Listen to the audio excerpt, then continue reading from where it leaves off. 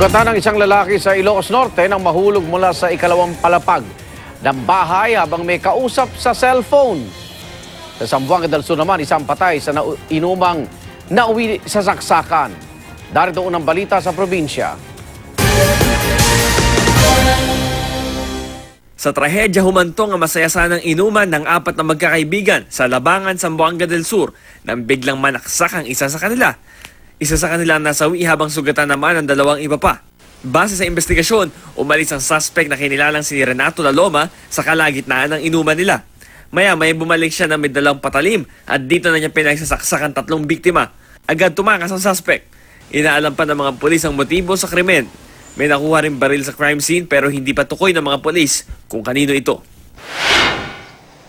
Wasak ang headlight ng isang pampasaherong bus na nakasalubong ng isang motorsiklo sa Butuan City sa Agusan del Norte.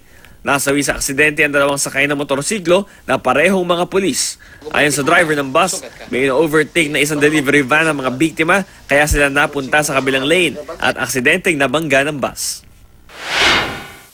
Nakikipag-usap umano sa kanyang nobya sa cellphone ng aksidenteng mahulog mula sa veranda ang isang lalaki sa Sarat, Ilocos Norte. Mahigit sa puntalampangan din ang taas ng pinagkahulugan ng biktima na kinilalang si Jason Carsolin. Agad naman siyang naisugod naman sa ospital at patuloy pa nagpapagaling. Para sa unang balita, Bam Alegre reporting.